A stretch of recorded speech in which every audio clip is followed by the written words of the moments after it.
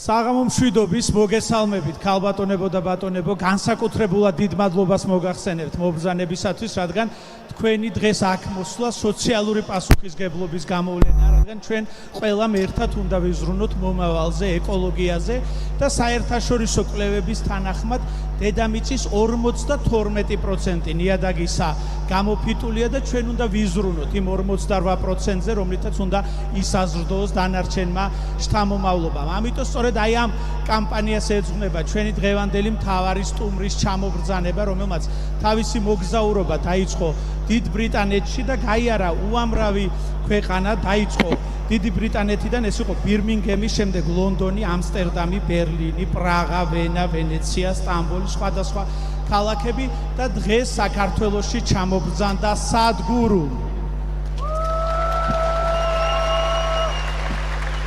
თქვენი აქ მოსვლა ნამდვილად ადასტურებს იმას, რომ ჩვენ ყველანი დღეს სოლიდარულები ვართ და ყველანი ვცდილობთ გავერთიანდეთ, რადგან აუცილებლად შეუნარჩუნოთ ჩვენ მომავალთაობას, ეკოლოგია და არსებობს ასეთი ანდაზა. პრევენცია უკეთესია ვიდრე განკურნება. ამიტომ სანამ განსაკურნებლად გახდება საქმე, მანამდე მივიღოთ პრევენცია, ყველა გავერთიანდეთ იმ კამპანიის წინაშე, რომელმაც 21 მარტს აიღო სტარტი, მოტოციკლეტით დაიწყო მოგზაურობა. მან და 30,000 კილომეტრი უნდა გაიაროს, მსოფლიოს სხვადასხვა ქვეყნებში ჩავიდეს და ყველას უთხრას, რომ მოდით ახლა გავერთიანდეთ ეკოლოგიის და ჩვენი დედამიწის გადასარჩენათო. მოდით ახლა ვნახოთ მცირე ვიდეო და მერე უკვე შემობრძანდება ის, ვისთვისაც ჩვენ ყველანი დღეს შევიკრიბეთ სპორტის სასახლეში. We are talking about climate change, carbon emissions and global warming and various other aspects, but we are not addressing soil. Soil is the habitat upon which zillions of lives thrive. Once there is no richness in soil, then you have forsaken the planet in many ways. Every responsible scientist in the world and the UN agencies are clearly saying we have only 80 to 100 harvests left. That means approximately 45 to 50 years of agricultural soil left on the planet. By 2045, we will be producing 40% less food than what we are producing right now, and our populations will be 9.3 billion people. The food shortages that could manifest in the next 25 years, the consequences of that is unimaginable.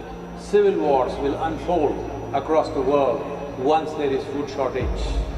What we are facing now is soil extinction. Why is soil becoming extinct? Where is it going away? What is happening to our soil? We must understand, if you add organic content to sand, sand will turn into soil. If you remove all organic content from the soil, soil will become sand. In normal agricultural soil, the minimum organic content should be between 3 to 6%. The most minimum is 3%. At least this minimum to keep the soil alive, to keep the soil as living soil is a must. Agricultural soils across the world, the depletion is so heavy. In most countries, more than 50% of the topsoil is already gone in the last 100 years. The nutrient levels have dropped significantly. The level of micronutrients you would get from your food in early 20th century to what you are getting from the same food now has dropped 90%. If you ate one orange in 1920s, what you got from it. Now in 2020, if you have to get the same, you will have to eat 8 oranges. This is what we have done to our food. Soil is the biggest ecosystem on the planet, and so few people know anything about it. 1 teaspoon of healthy soil probably contains more microbes than there are people on Earth. The microbial life in the first 12 to 15 inches of topsoil is the basis of our existence. It is this magic beneath our feet which has produced the life that we are. This first 12 to 15 inches of soil is the basis of life for 87% of life on this planet including you and me. We have to begin to recognize that what we call our soil, Mother Earth, is a living organism. Open soils, ripped open by ploughing, open to sunlight, is the basis of destruction of microbial life. So the focus should be on agriculture, the focus should be on seeing that land is under shade as much as possible, some kind of shade, grasses, herbs, bushes, trees. Conscious Planet is launching Save Soil movement to bring about a policy change to regenerate soil. As a part of this, I'm 65 and I'm riding 30,000 kilometers, a lone motorcycle journey, 30,000 kilometers across 24 nations to activate support from the citizenry to assure the governments long-term investments will be appreciated. So it's extremely important that soil regeneration is enshrined in the policy of every government on the planet. We must change the narrative on the planet that soil is a wealth, a legacy we have received from previous generations, and we have to pass it on as living soil for future generations. We are in a cusp of time. If you do the right things now, in the next 15 to 25 years, we can significantly turn this situation around and regenerate the soil. But if we allow this to progress like this for another 30 to 40 years, after 40 years if we attempt this, then it could take 150 to 200 years because that much loss of biodiversity would have happened. From 21st of March for 100 days, the whole world, every human being on the planet should talk soil. So we must hear the word soil, save soil everywhere to see that the narrative on the planet changes towards the most vital aspect of our life, the soil. Each one of you should reach as many people as you can to make this happen. Many global leaders and influencers are already participating in the movement. Be a part of this and let us make it happen. From my part,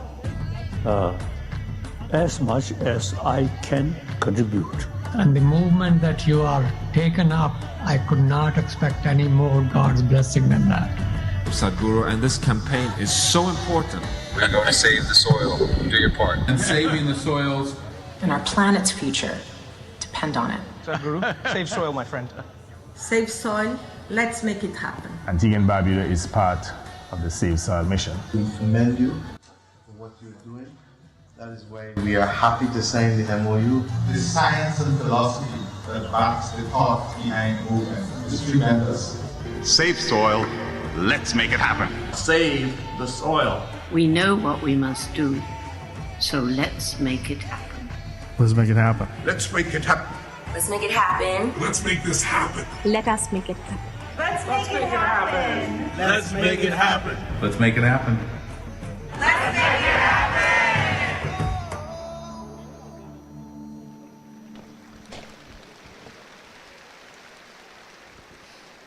Save soil, შეგიძლიათ ყველამ ჰაშთაგი დადოთ თქვენს მობილურებზე, თქვენ სოციალურ ქსელში ან დაწეროთ ქართულად, გადავარჩინოთ ნიადაგი, რადგან გადავცეთ ჩვენს სივრცეს იმ ადამიანებს, რომლებიც არიან ჩვენს სამეგობრო წრეებში და ყველას გავაგებინოთ დღევანდელი დღის მნიშვნელობა. ყველა ქვეყანას თავისი ბრენდი აქვს, ზოგი მედიტაციას ეძახის, ზოგი არტ თერაპიას ეძახის. განსაკუთრებით მნიშვნელოვანია ის ბრენდი, რომლითაც ჩვენ ქართველები ყველანი ვამაყობთ და რომლებიც ახლა სცენაზე გამობრძანდებიან.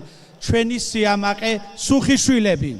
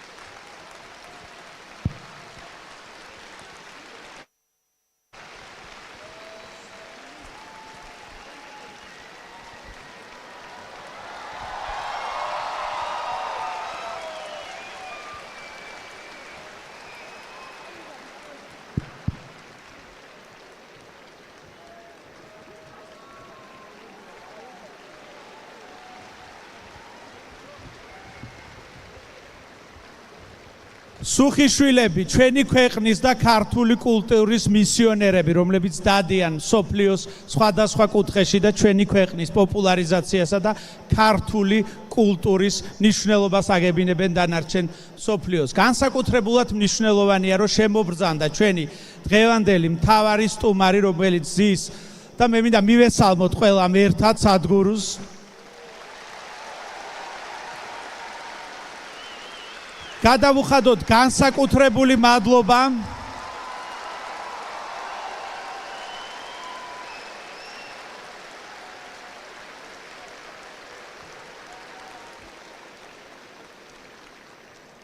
სამოცდახუთი წლის მარტოხელა მხედარი, როგორც მას უწოდებენ, რომელიც ცხენით არა, მაგრამ მოტოციკლეტით დადის და მსოფლიოში ეკოლოგიაზე, სიკეთეზე, ადამიანის თავისუფლებაზე და შენ შინაგან ბედნიერებაზე ქადაგებს. ამ ყველაფრის მომსწრენი ჩვენ გავხდებით, მაგრამ უნდა გითხრათ, რომ 100 დღიანი მოგზაურობის 37 დღეა მე მოგიყევით, რომელი ქვეყნები გამოიარა და როგორ მოხდა ის საქართველოში და განსაკუთრებულად მნიშვნელოვანია, რომ მან თავის ტურნეში მოაქცია საქართველო და მოდით ახლა ვნახოთ მცირე ვიდეო იმ მოგზაურობისა, რომელიც დაიწყო დიდ ბრიტანეთში და შემდეგ გააგრძელოთ ჩვენი დღევანდელი საღამო.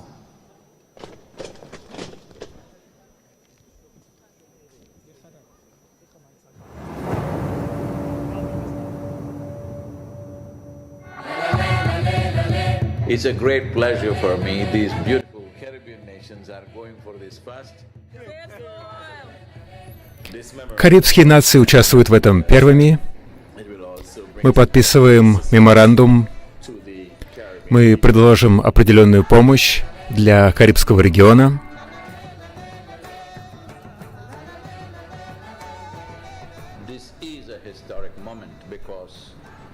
Это исторический момент, потому что здесь мы делаем первый шаг для того, чтобы развернуться. Наверное, вы один из самых известных индийцев, и то, что вы делаете сегодня, это очень важно, потому что люди вроде вас, у которых миллионы последователей, то, что вы делаете, очень важно для того, чтобы спасти почву. Если вы хотите сказать «я люблю тебя» своему ребенку, говорите «спасем почву», потому что это гораздо более глубокий способ сказать «я люблю тебя». Это невероятная кампания.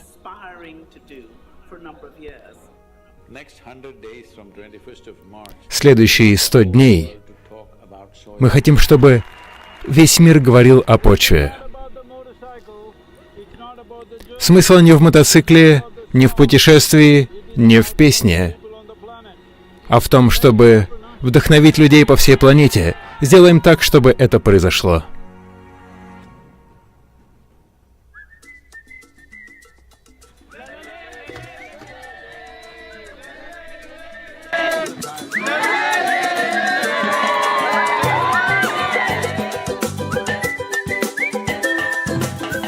I think if we all contribute, then we have a really strong voice.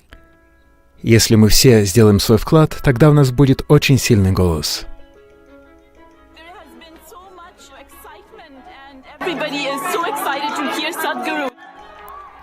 Все очень воодушевлены услышать и увидеть Садхгуру.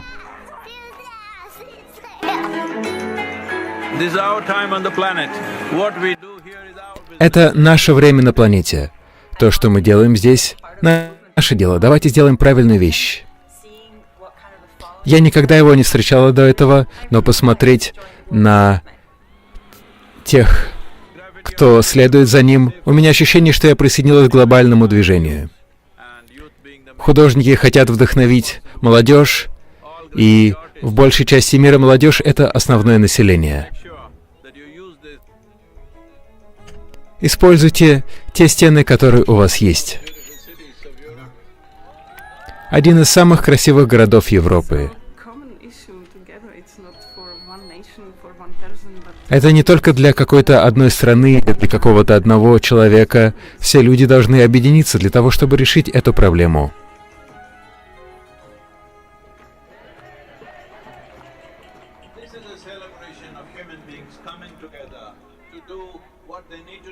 Люди собираются вместе для того, чтобы сделать то, что необходимо.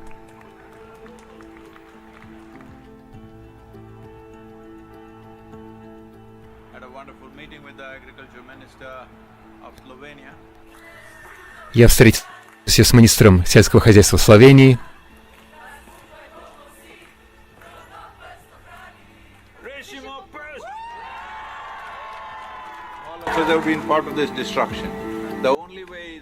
Все мы были частью этого разрушения. Единственный способ — это стать частью решения. Я еду по Италии. Сегодня сильные дожди. Здесь, в Венеции,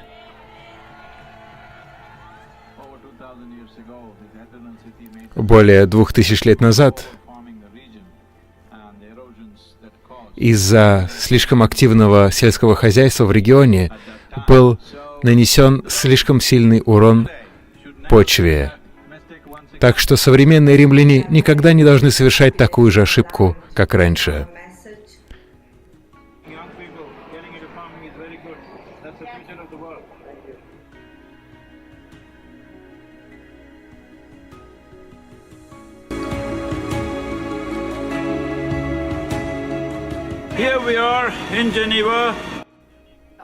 Сейчас мы в Женеве. Это послание надежды. Так что я бы хотел поблагодарить Садхгуру за его лидерство. Давайте займемся этим глобальным кризисом, обращаясь к людям по всему миру. Сегодня вы видите здесь цвета «Спасем почву». Это нельзя остановить, движение уже началось. И оно будет продолжаться, пока законы не будут изменены. Если люди выскажутся, тогда это произойдет. Скажите, произойдет ли это?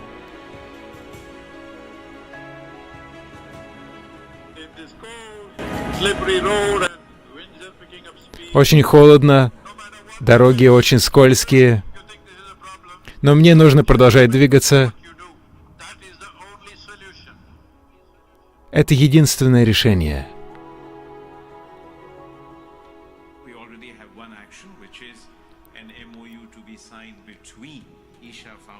Мы подписываем меморандум между фондом Иша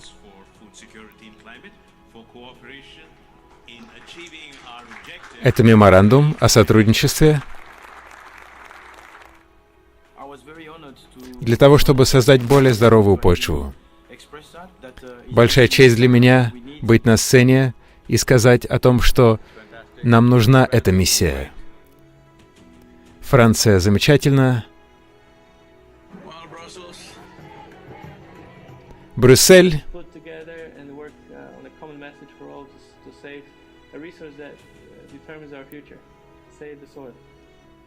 Давайте спасем почву, ресурс, который определит наше будущее. Затем замечательный вечер, основное мероприятие.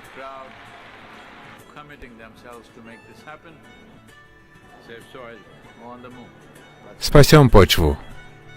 Сделаем так, чтобы это произошло.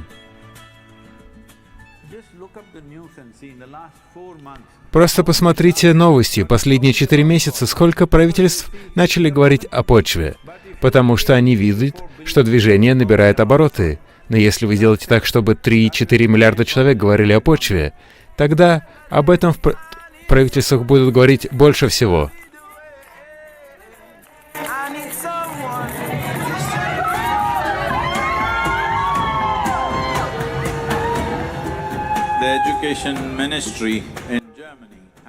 Министерство образования Германии сейчас вступило в движение официально и попросило, чтобы все дети что-то нарисовали для движения «Спасем почву». Поздравляю, что ты написал премьер-министру. Сделаем так, чтобы это произошло. Так что я сейчас еду в Братиславу. Дороги здесь не очень. Слишком много луж. Так что трудно ехать на высокой скорости.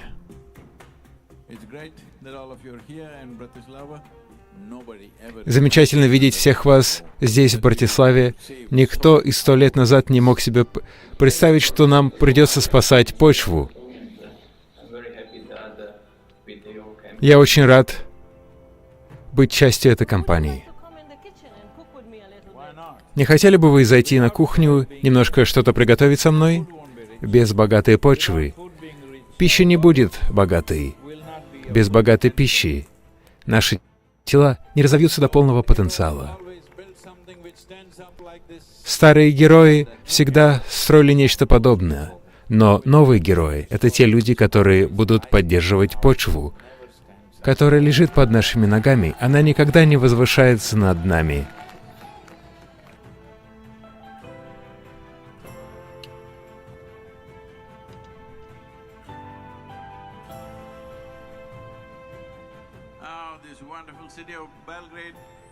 Замечательный город Белград.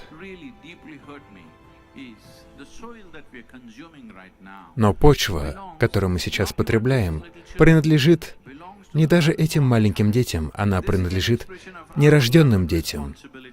Это проявление нашей любви и ответственности к нашим собственным жизням и к будущим жизням тоже.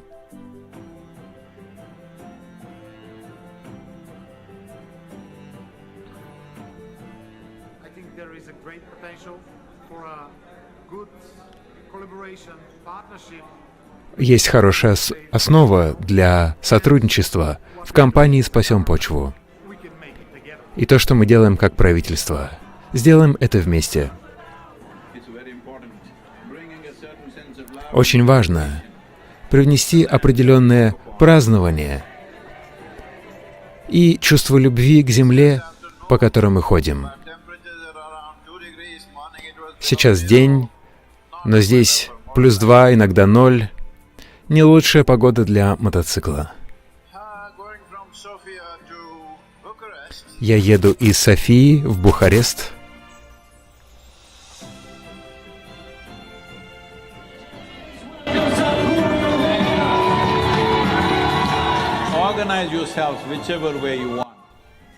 Организуйте себя как захотите. Каким-то образом объединитесь и сделайте так, чтобы это произошло.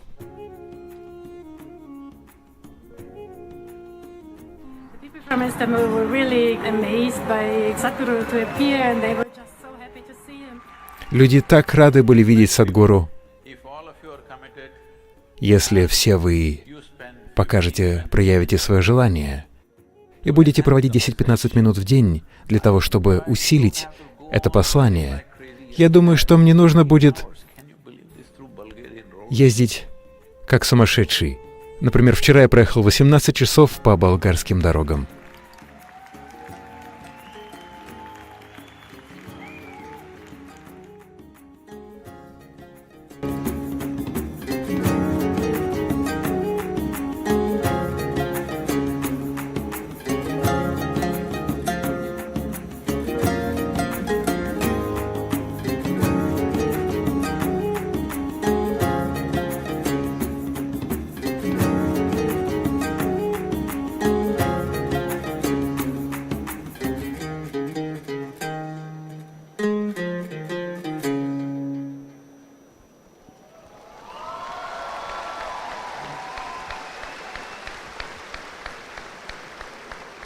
ჰაშტეგი გააკეთეთ უკვე, იმედია ყველამ თქვენ სოციალურ ქსელში დააფიქსიროთ, რომ ჩვენ დღეს ყველანი ვიკრიბებით აქ, იმიტომ რომ ვიზრუნავთ ეკოლოგიაზე, ვიცავთ ბუნებას და ვუნახავთ შთამომავლობას, რათა ის 48% მაინც გადავარჩინოთ, რომელიც ესეთი ძვირფასია და რომლითაც საზრდოობთ ჩვენ და ახლა სანამ თავარი გმირი ამოვიდოდეს სცენაზე და ჩვენ მოგეცემოდეს შესაძლებლობა მისი მოსმენისა, მანამდე მე მინდა საქართველოს დიდ მეგობარს, არაჩვეულებრივ ადამიანს, საქართველოსა და სომხეთში ინდუეთის ელჩთხოვო სცენაზე ბატონ კიშან დევალს, Mr. Devals, please come into stage.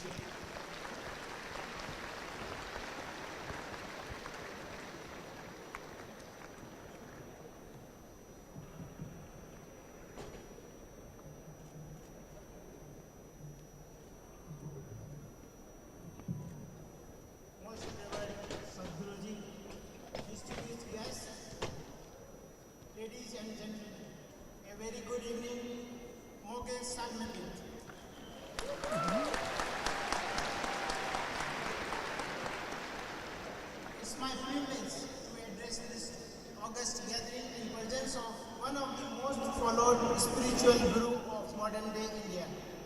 I also take pride in representing to you the land which gave this mantra thousands of years ago. Some vachadhvam, some vadadavam, some manasi janatam. Some vachadhvam, that is, let's move together. Some vadadavam, that is, let's all interact together. Some manasi janatam, that is, everyone's mind should also be one. Dear friends, we have been hearing for some years now that our planet Earth is facing various challenges of environment and climate disturbances. Almost all of these challenges are man-made. The Indian cultural ethos since centuries have given the message of Sarve Bhavantu Sukhina, meaning that everyone should be happy. For ages, we in India have always given importance to land in the Indian culture. Earth is held as sacred and treated as mother. One of the Vedas, Atharva Veda, mentions about relation of earth to human. Mata Bhumiha, Putro Iham Prathviha, that is, earth is my mother and I am her child. The governments all over the world and the international organizations, including the United Nations, are making efforts to reverse the process of damage to the planet Earth. There are various methods which are being applied, such as afforestation, reduction in carbon emissions, conservation of water and soil, etc.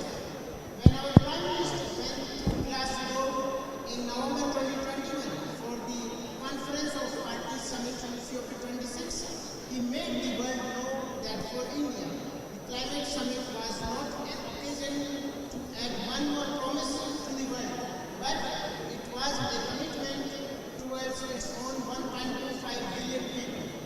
Despite our limited carbon emissions, which is only 5%, whereas we share 17% of the world's population, we have left no stone unturned to fulfill our obligations of the Paris commitment. Today, India has the fourth largest renewable energy capacity, and today India's non-fossil fuel energy has reached 40% of our total energy needs, and we aim to set up 450 gigawatt of renewable energy capacity by 2030. During the Glasgow summit, our Prime Minister Sri Narendra Modi presented 5 Panchamrit or 5 goals for India to present an environmentally clean economy, and we have committed that by the year 2070, India will achieve the target of net zero carbon emission.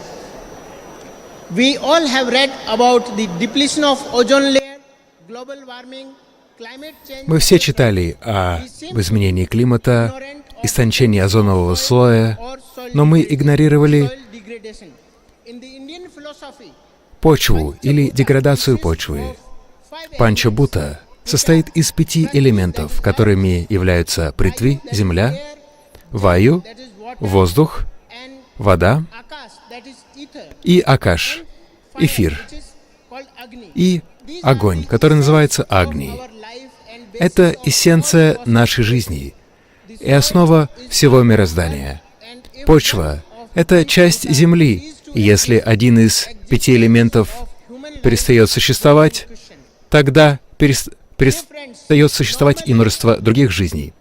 Дорогие друзья, обычно духовный гуру будет говорить о том, что обычные люди не понимают. Но сегодня с нами Садхгуру, который не будет говорить о сложных вопросах мироздания или непонятных нам концепциях, или о жизнях после этой жизни, о чем-то метафизическом. Сегодня Садхгуру будет говорить о почве и земле, и это важно для нас. Он выбрал тему почвы, которая является основой нашей жизни, но мы не обращаем на нее внимания. Сейчас Садхгуру здесь, чтобы рассказать нам о катастрофе, которая может произойти, если мы не объединимся. Дорогие друзья, не буду больше занимать вашего времени. Я приглашаю Садхгуру выйти на эту сцену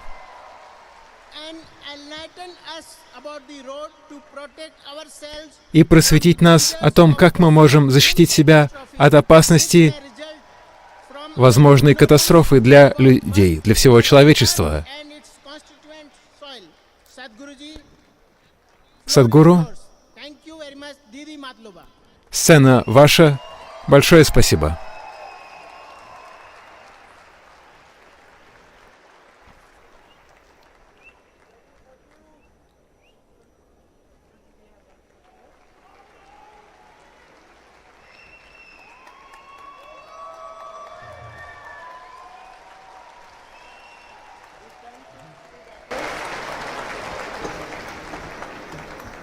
Hey, all of you, cheer up! Come on! Your picture. Давайте, похлопайте, что ли. Мы же фотографии делаем.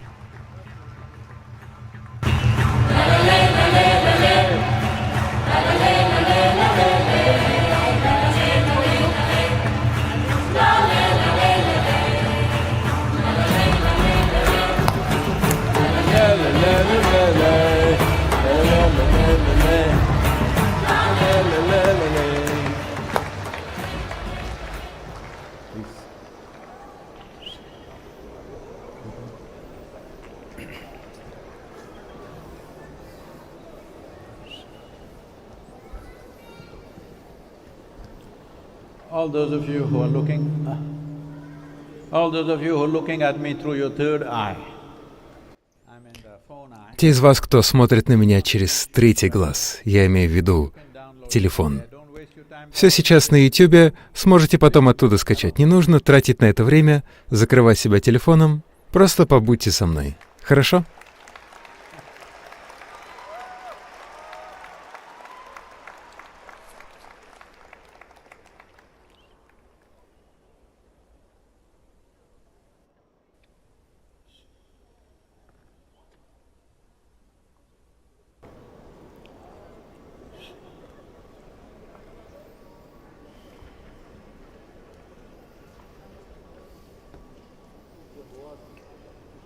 Kalo na janati tava jananam.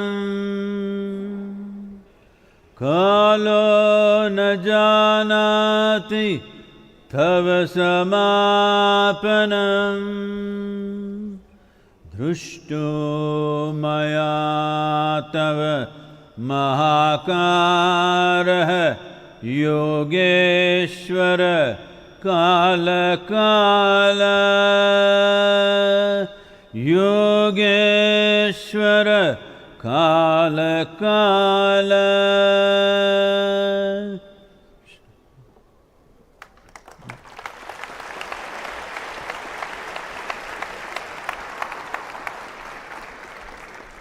Good evening to every one of you.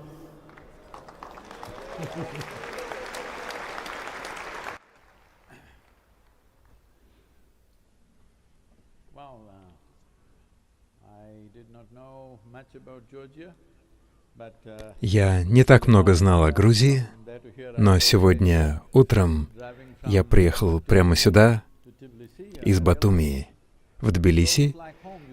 Во время поездки я понял, что вы водите почти как индийцы. Я почувствовал себя как дома.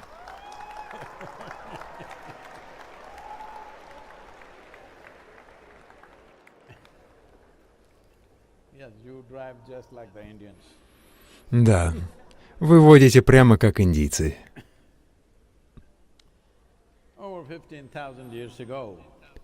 Более 15 тысяч лет назад в верховьях Гималаев появился йогин. Люди не знали, кто он, откуда он. Его родословная была им неизвестна, но они собрались вокруг него. Он просто сидел на одном месте, ничего не говорил, не смотрел на них, он сидел с закрытыми глазами, никогда не уделял внимания людям. Вокруг него собралась огромная толпа. Они надеялись, что он что-нибудь скажет, а может быть, совершит чудо. Но ничего не произошло. Он просто сидел там. Часы превращались в дни, дни в недели, недели в месяцы, но он просто сидел там, не двигаясь. Было похоже, как будто он умер. Единственным признаком жизни были слезы экстаза, которые иногда появлялись из его глаз.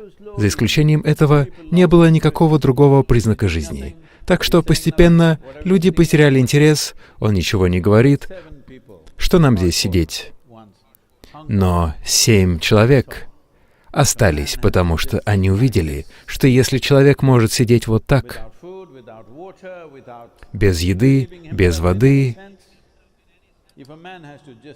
не облегчаясь, если человек может просто сидеть вот так, видимо, он преодолел физическую природу. Так что они остались с ним и стали первыми 7 учениками. Говорится о том, что один из них отправился в Центральную Азию, куда-то сюда. Мы не знаем точно, куда именно. Есть некоторые признаки его присутствия в Казахстане, я думаю, и здесь тоже. Я не знаю наверняка. Но там, где есть геометрическое совершенство, за пределами природы или за пределами навыков архитекторов текущей цивилизации, то мы предполагаем, что это то место, где был йогин, потому что он передает геометрию, потому что йога означает ваша личная геометрия, физиологическая, химическая, энергетическая геометрия. Вы ее сонастраиваете с космической геометрией. Когда это происходит, не то чтобы вы путешествуете по Вселенной, но из-за совершенства и сонастроенности геометрии вы знаете то, что не знают другие люди, потому что без такой сонастройки вы не знаете жизни. Вы можете познать жизнь только с ней. Как пример, в вашей жизни в какой-то момент, либо с родителями, или супругой, или детьми, в какое-то время, возможно, такое происходит не постоянно, но в какое-то время, когда вы находите определенную сонастройку, жизнь происходит по-другому, да? Воздух, которым вы дышите, еда, которую вы едите, земля, по которой вы ходите, все ощущается по-другому, потому что между 2 людьми присутствует сонастройка. Не существует идеальной сонастройки между 2 индивидуумами, но появляется некоторая сонастройка, и это приносит совершенно другое переживание жизни. Люди, которые влюблены, постоянно думают, почему остальные дураки не понимают, что происходит. Дело не только в эмоциях, это просто определенная сонастройка. Вот что означает йога. Что вы сонастроились с геометрией космоса настолько, что люди думают, что вы сумасшедший, но вы просто... Садхгуру, вы сумасшедший, все так говорят. В таком возрасте что вы с собой делаете? Вы же себя убьете. Я выехал в 11:30 из Батуми. Вы что, все из Батуми? А, вы из Батуми. Ну, вы знаете, какая там дорога.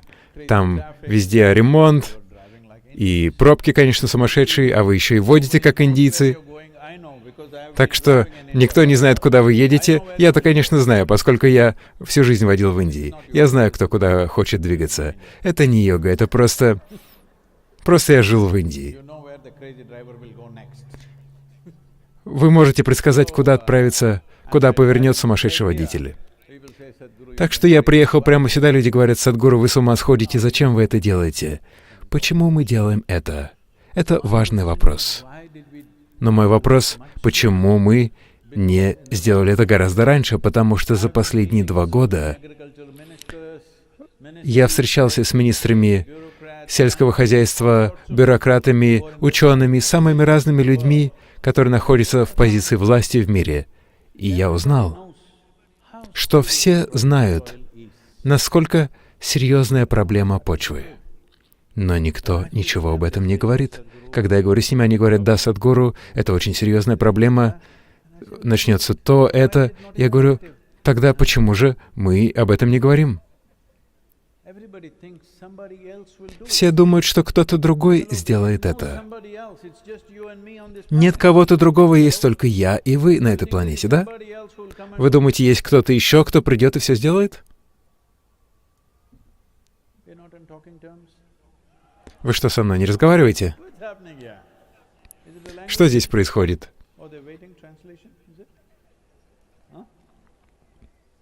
А, там задержка, да, с переводом? Задержка с переводом.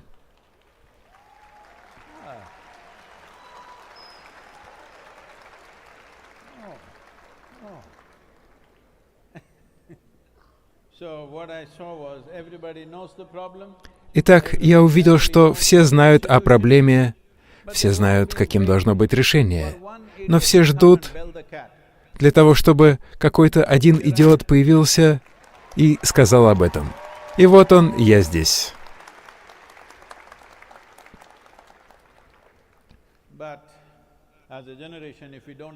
Но если мы не будем действовать сейчас как поколение, мы будем серьезно об этом сожалеть.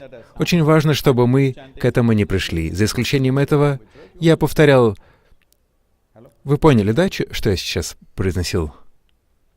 Мантру. В мантре говорится о следующем.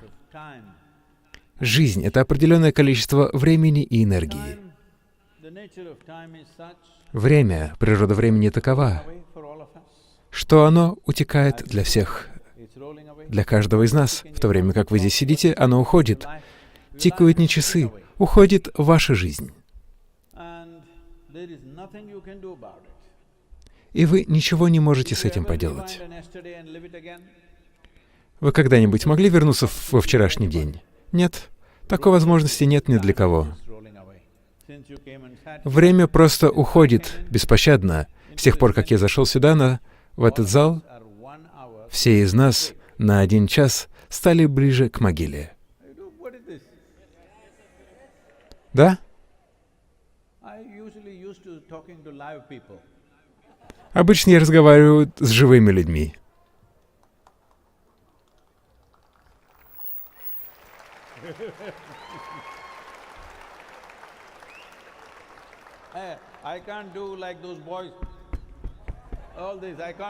Я не могу, как те ребята, танцевать.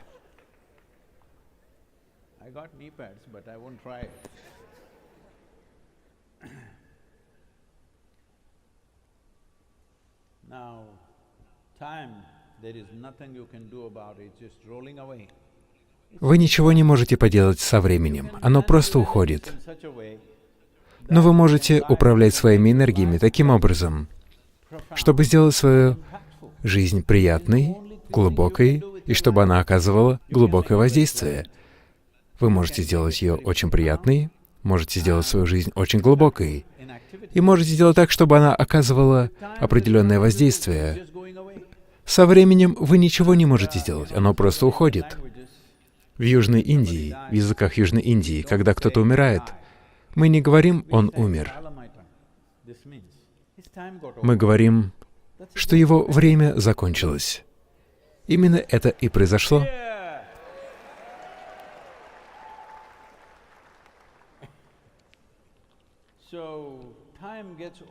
Так что время заканчивается. Мы не можем остановить его, не можем замедлить его, мы ничего не можем с ним сделать. Иногда люди подходят ко мне и говорят: «Садхгуру, это такой ужасный человек, я хочу его убить». Я говорю: не нужно делать все это, просто подожди, и он умрет. Просто подожди. Либо он умрет, либо ты умрешь. Так что если вы просто подождете, жизнь закончится. Сколько часов в день вы спите? 8 часов. В сутках только 24 часа. Вы об этом знаете. За 24 часа я долго, конечно, просил, чтобы выделили дополнительные 4 часа, но мне так и не ответили. Я хотел дополнительные 4 часа, ничего не ответили, так что в 24 часах, если вы спите 8 часов в день, 1/3 своей жизни вы спите. Что-то неправильно во сне? Сон — это плохо? Нет. Но если вы спите всю свою жизнь, вы становитесь катастрофой. Сон — это не преступление. Но если вы будете спать всю свою жизнь, жизнь станет катастрофой. В этом проблема человечества. Есть поколения, которые говорили о катастрофах, но были поколения, которые столкнулись с катастрофой и прошли через нее. Каким поколением будем мы? Сейчас очевидно, что все ответственные ученые на Земле говорят о нехватке продовольствия к 2025 году. Все ученые говорят о том, что будет серьезная нехватка воды. 3,5 миллиарда человек будут испытывать недостаток воды. Они не просто будут сидеть на одном месте, они пойдут туда, где будет вода. И если в следующие 10 лет мигрирует больше миллиарда человек, когда передвигается миллиард человек, страдание, которое будет происходить особенно с женщинами и детьми, страдание, которое будет происходить, когда люди мигрируют незапланированно, это невыразимо. Это происходит особенно с женщинами и детьми, но это происходит из-за ослабления почвы. Люди думают, как почва, вода. Садхгуру, 40 лет назад вы говорили о высадке деревьев, затем сказали реки, а сейчас говорите почва. Почему вы постоянно меняете тему?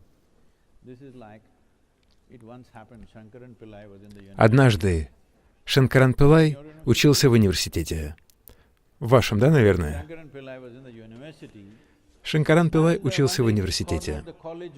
И однажды он подошел к одной красотке университетской и сказал ей: «Я люблю тебя».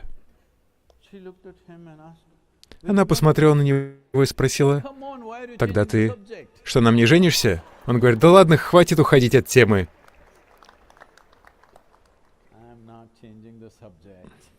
Я не меняю тему. Когда мы говорили о деревьях, и когда мы высаживали миллионы деревьев, мы высаживали их только в почву, не на голову. Вы у меня не видите никаких деревьев на голове. Когда мы говорили о реках, о тропических реках, они происходят из почвы. Там в горах нету снега или снежных шапок в горах. Почва создает реки. Так что, когда мы говорили о деревьях, о реках, мы говорили только о почве, ни о чем другом, потому что это основа всей жизни. Вы видите червя, насекомое, дерево, мужчину, женщину, животное. Все произошло из почвы. 15-20 дюймов магии, которую мы называем почвой. Это магия, которая является грязью и становится едой, а еда становится плотью и кровью. Вопрос только в том, поймем мы это сейчас или потом, когда нас похоронят. Когда? Когда? Когда? Однажды в Техасе была пара. Здесь есть люди из Техаса? Потому что, когда я говорю «Джорджия», люди сразу же думают про соседний штат Техас. Я просто решил спросить перед тем, как рассказать шутку.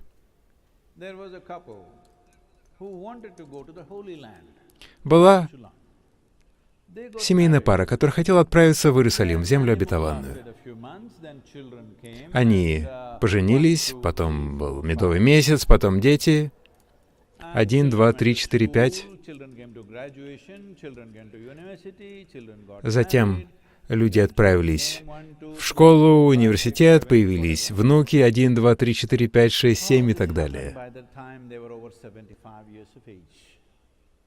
И когда все это закончилось, им уже было за 75. И теперь у них появилась возможность отправиться. Многие из вас планируют все вот так вот. Важные вещи вы откладываете до последнего дня своей жизни. Так что они отправились в Иерусалим.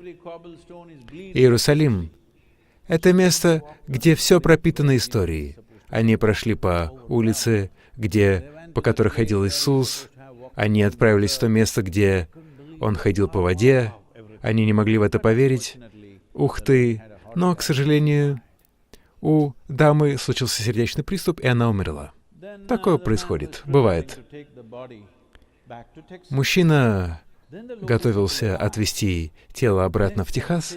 Затем к нему подошли местные и сказали: «Видишь ли, твоя жена сделала правильное дело. Она умерла на земле обетованной. Это самый лучший поступок. Если вы умираете где-то, в любом случае вы где-то умрете, но лучше всего умереть в священном месте, не так ли?»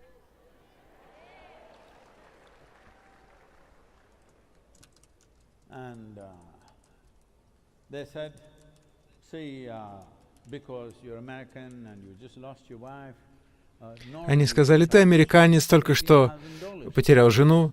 Обычно мы просим $18 тысяч за все церемонии и так далее, но если ты возьмешь ее в Техас, то только за самолет ты заплатишь $18 тысяч, а потом еще в Техасе придется платить за похороны, так что лучше все сделать здесь».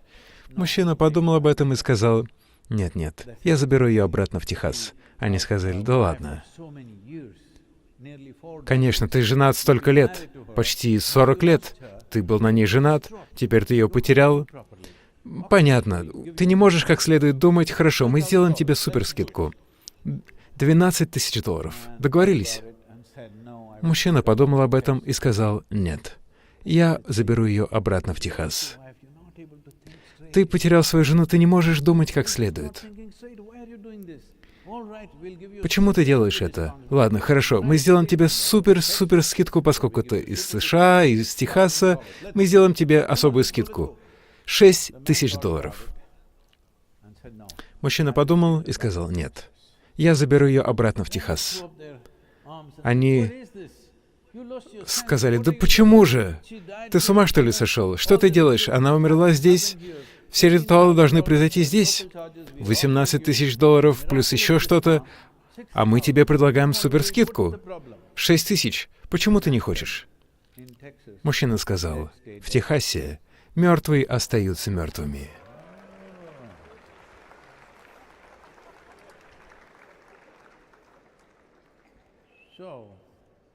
Countless number of people have walked upon this land. Where are they? All topsoil. Hello? All topsoil, all great men. What happened? All topsoil. This also will Все великие люди этого мира, что с ними произошло? Они стали верхним слоем почвы. Все вы тоже станете верхним слоем почвы, если только ваши друзья, конечно, не похоронят вас поглубже, опасаясь, что вы восстанете из мертвых. Мы должны понять, что это единственный подобный магический материал. Это самая большая живая система, не только на этой планете, но и во всей известной нам Вселенной. Нет ничего похожего на верхний слой почвы. Это сливки Земли, сливки нашей планеты. Но мы используем ее совершенно безответственно. Если у вас есть мать или бабушка, если они делали, допустим, дома сливки или сливочное масло, вы видели, как аккуратно они его приготавливают, потому что это нужно делать очень мягко. Со сливками нужно работать очень мягко. Это сливки Земли. 15-18 дюймов — это сливки жизни. Они насыщены жизнью. Если вы возьмете пригоршню почвы, там 8-10 миллиардов организмов. Может быть, 75 разных видов жизни. Ведущие ученые, изучающие почву, признаются, что они не знают даже 1% тех жизней, которые присутствуют в почве. Они даже не знают 1%. Если вы не знаете даже 1%, вам не нужно что-то с ней делать. Если мы не знаем чего-то даже на 1%, стоит ли нам что-то с этим сделать? Самое важное — поддерживать почву живой. Последние 2 года для меня был настоящий шок. В большинстве министерств сельского хозяйства по всему миру люди относятся к почве как к инертной субстанции, с которой можно справиться, добавив какие-то химикаты. Вся цель этого движения в начале — сделать так, чтобы люди понимали, когда они идут по почве, чтобы люди понимали, что это источник вашей жизни, это не ресурс, который вы используете, это источник вашей жизни. Все мы кормились грудью нашей матери. Называем ли мы нашу мать ресурсом? Нет, она наш источник, это не ресурс.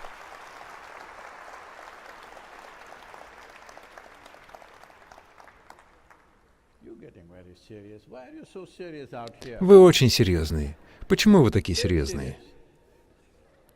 Смертельно серьезные. Сначала у человека начинается серьезная проблема, а затем человек умирает. Одна из причин, по которой все человечество естественным образом не достигло просветления, не стало медитативным, потому что они смертельно серьезны. Да? Да? Вы что, мертвы? Серьезны? Смертельно серьезны?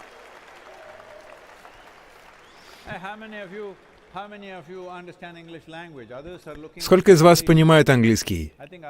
Остальные слушают перевод. Кажется, они ждут перевода.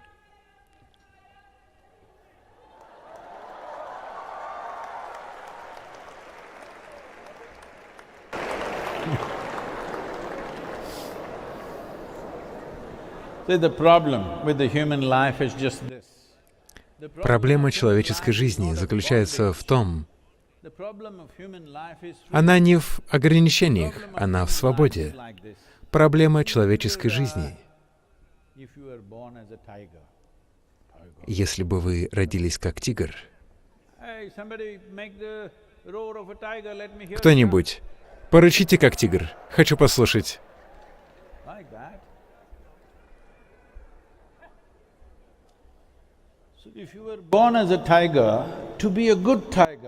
Если бы вы родились тигром, вам не нужно было бы ходить в колледж для тигров, чтобы стать хорошим тигром. Вам не нужно было бы получать научную степень в тигризме. Просто кушать как следует и стать хорошим тигром. Но вы родились человеком, и сколько всего вам нужно делать, чтобы быть хорошим человеком.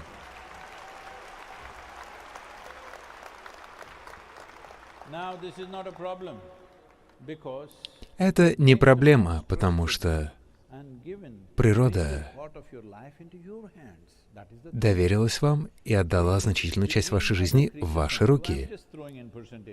Между другими существами и вами это не абсолютно точная информация, но приблизительно для большинства животных природа управляет 90% их жизни. И 10% находится у них. Они управляют этим. Возьмите тигра, кузнечика, муравья, кого угодно. Природа позаботилась о 90% их жизни.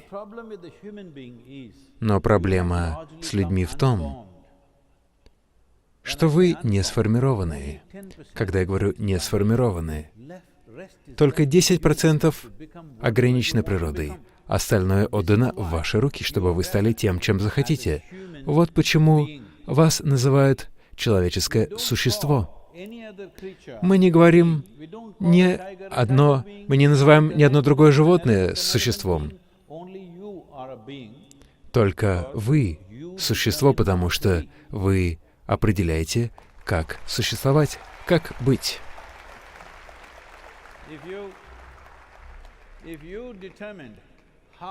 Если вы определяете, как быть, Если бы вы определяли, как быть, вы бы выбрали блаженство или несчастье. Выберите сами, и я благословлю вас на это. Иногда то, что вы хотите для своего соседа, возможно, это вопрос. Но то, чего вы хотите для себя, это наивысшее приятное переживание. Почему же тогда этого не происходит все время? Не то чтобы такого вообще никогда не происходило, это происходит, иначе вы бы не существовали. Но это проходит со временем, как все говорят о долгосрочных решениях, будь то бизнес или экология, или окружающая среда, что угодно. Я же говорю о том, чтобы радость была долгосрочной. Если вы определяете то, какие вы, определенно вы выберете радость, не так ли? Почему же это не в ваших руках? Почему этого не происходит так, как вы хотите? Вот тот не происходит так, как вы хотите, вот тот не происходит, как вы хотите. Это ничего. Но вот это должно происходить так, как вы хотите. Да? Но сейчас единственная проблема в вашей жизни — вот это не происходит по-вашему. Вот тот человек не будет происходить так, как вы хотите. Не имеет значения, насколько они близки к вам, ваши дети. Определенно они совершенно не функционирует так, как вы хотите.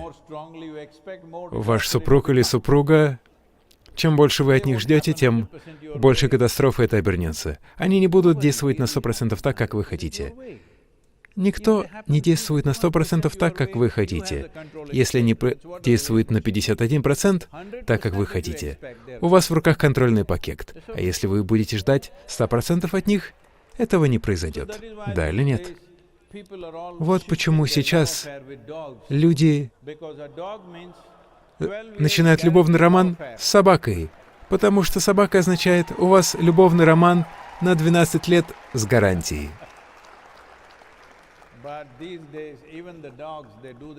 Но сейчас даже собаки делают что-то свое. Они не делают то, что вы хотите, они делают то, что хотят сами. Так что никто вокруг вас не будет действовать на 100% так, как хотите вы. Но вот этот один человек должен на 100% действовать так, как хотите вы. Если это происходит так, как вы хотите, это не будет проблемой в вашей жизни. Есть много других проблем в мире. Нам нужно со всеми ними справляться. Но если вы сами являетесь проблемой, тогда это серьезная проблема. Это глупая проблема, да или нет? Это чертовски глупая проблема, потому что если вы сами проблема в своей жизни, что поделаешь? Люди подходят ко мне и говорят: «Садхгуру, мой начальник, он вообще не человек. Моя теща — самая ужасная женщина на планете. А мой муж, сын, жена...» Я говорю: «Видишь ли, приезжай в центр йоги, Иша. Я дам тебе хорошее размещение, хорошую пищу. Делать ничего не нужно, просто будь радостным. Вот и все». Нет, я еще не закончил. Я говорю им: иногда я буду навещать вас. Просто на тот случай, если вдруг вы не радостны. Я не хочу подпитывать несчастье. Так что если будете нерадостными, перестанем вас кормить. А если будете радостными, будем заботиться о вас до конца жизни. Через 2 дня нет там ни мужа, ни жены, ни тещи, ни соседей, вообще никаких проблем. Все эти проблемные люди исчезли. Только один человек. Через 2 дня, если я посмотрю на него, он не то чтобы он завернулся в йогическую позу. Если вы с кем-то и вы несчастны, вы можете сказать: это из-за этого человека я несчастен. Но если вы несчастны, когда в одиночестве, очевидно, что вы в плохой компании. Если вы не позаботитесь об этой компании, тогда куда бы вы ни пошли, у вас ждут проблемы. Вы несете их с собой, куда бы вы ни отправились. Многие Люди говорят, только на небесах все могут испытывать блаженство. Если вы отправитесь туда, там, мне кажется, тоже все будет не очень. Потому что даже если вы хотите отправиться на небеса, по крайней мере, здесь вы должны практиковаться, как испытывать блаженство. Да или нет? Разве вам не нужно практиковаться?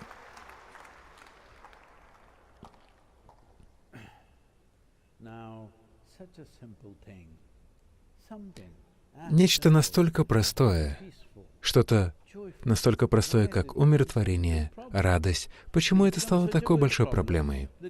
Это стало такой большой проблемой, что даже так называемые духовные лидеры говорят, умиротворение — наивысшая цель жизни. Хочу задать им вопрос. Если вы хотите сегодня насладиться своим ужином, даже если вас не переполняет экстаз, по крайней мере, вы должны быть умиротворенными, не так ли? Если вы захотите насладиться компанией человека, который сидит рядом с вами, по крайней мере, вы должны быть умиротворенными, если уж не испытывать блаженство. Да или нет? Если вы хотите насладиться прогулкой по улице, по крайней мере, вы должны быть умиротворенными. Так что скажите мне, является ли умиротворение самой главной целью в жизни или самым базовым условием для вашей жизни?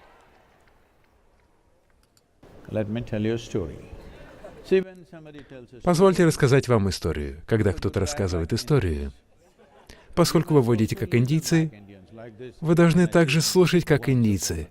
Когда я говорю «однажды», «ага», «хорошо», «да», «однажды». Это было не так давно.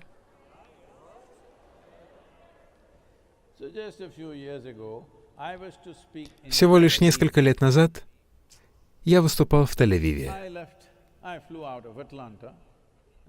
Я вылетел из Атланты, летел в Тель-Авив. Я должен был выступить в 6 вечера, а прилететь рано утром, но из-за того, что рейс задержали, я приземлился там в 6 вечера, а в 6:30 мне уже нужно выступать. За последние 40 лет я не опоздал ни на одно мероприятие. Здесь я тоже не опоздал. Приехал вовремя. Я быстренько переоделся в аэропорту и уехал. Но я голодаю. Я очень-очень голоден. Поскольку я летел американскими авиалиниями, там у них вообще никакой съедобной еды нет. Затем я был очень голоден, 20 часов я ничего не ел. Я быстренько переоделся и поспешил в зал. К моему удивлению, в тот день я должен был выступать в очень дорогом ресторане. Выступление было в ресторане. Не лучшее место, чтобы там оказаться, когда ты настолько голоден. Я уже приехал туда, меня встречали люди, ко мне подошел один человек, сказал «шалом». Я спросил, что это значит. Он сказал, это наивысшее приветствие. Я сказал, это ваше мнение, но что это значит? Он сказал, нет, это наивысшее приветствие. Я сказал, да, но что значит это слово? Тот человек сказал, оно означает «мир». Тогда я сказал, почему мир будет наивысшим приветствием, если только, конечно, вы не родились на Ближнем Востоке? В Южной Индии, если кто-нибудь утром скажет мне «мир», я спрошу, да что с тобой не так? Я хочу сказать, если вы чего-то лишены очень долго, постепенно это возвышается до небес. Сегодня, если мы говорим «мир», люди говорят «божественный мир». Если мы говорим «блаженство», «божественное блаженство», «любовь», «божественная любовь». Все эти люди, все эти вещи доступны людям. Не нужно экспортировать это на небеса. Нам нужно умиротворение, нам нужна любовь. Все это нам нужно здесь. Да?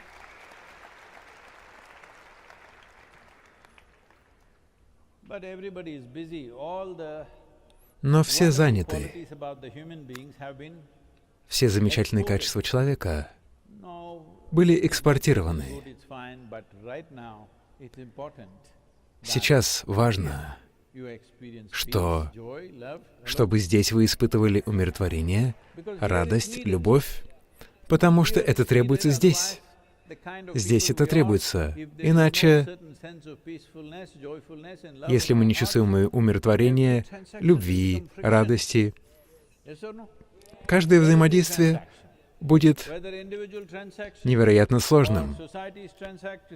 Индивидуальное взаимодействие или взаимодействие сообществ, стран, все будет приносить трение. Если в вашем сердце нет любви, если в отношениях нет радости, все будет приносить трение. Это требуется, потому что посмотрите, сколько войн происходило бесконечно. Я не разбираю политику о том, кто что сделал, но как люди мы сражались.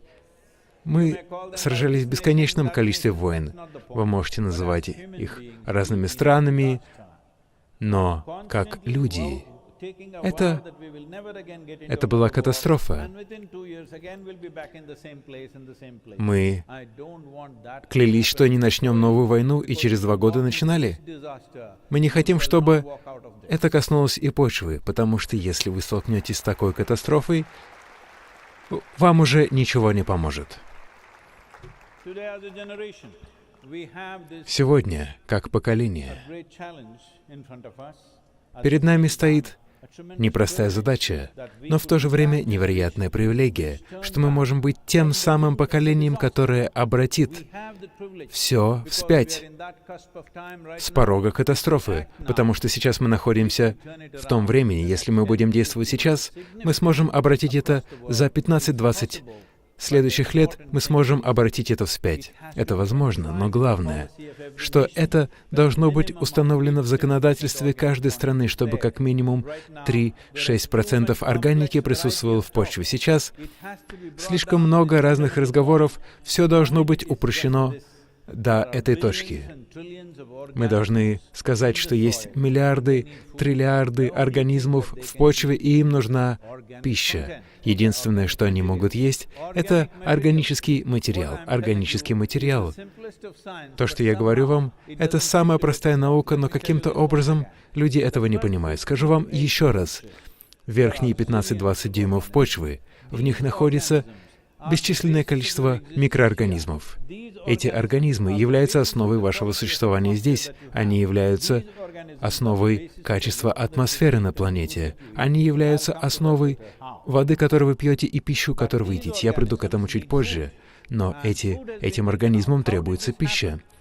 Пищу у них забирают. Как же это происходит?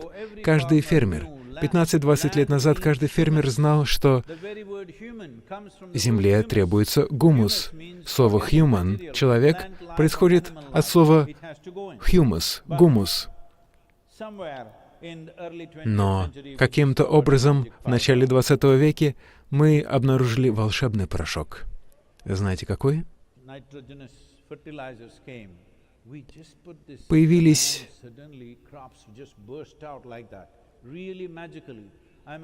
внезапно растения начали расти как по волшебству.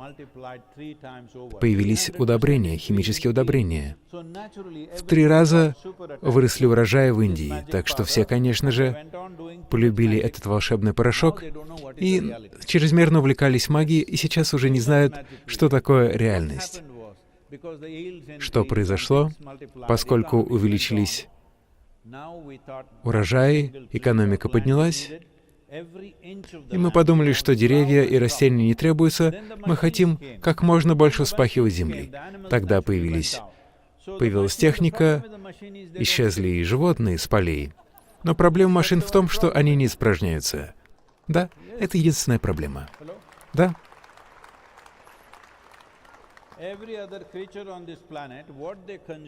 Любое другое существо на планете, то, что они употребляют, так или иначе, они возвращают это в Землю. Но машины этого не делают, потому что они не являются жизнью. Так что мы начали использовать машины, и животные исчезли. Без них нет органического содержимого. 50 или 100 лет мы продолжали таким образом, и сейчас такая ситуация, что без органики 52% верхней почвы деградировало. 52% земли деградировало. И скоро это количество увеличится до 75%. Количество пустынь на планете увеличилось на 10%. Сейчас мы потеряли 10% почвы за 25 лет. Просто представьте, что произойдет через еще 50 лет. 10% земли было потеряно, было превращено в пустыню. Если вы не понимаете, что я говорю, просто посмотрите на это год за годом, посмотрите на Google карты, на изображение планеты. Вы увидите, это катастрофа. Повсюду распространяется песок. Есть и другие угрозы, мы не будем все это рассматривать. Я здесь не для того, чтобы рассказывать обо всех этих ужасных фактах. Вы сможете сами их прочитать. Не хочу сейчас все это говорить. Сейчас все, что я хочу сказать.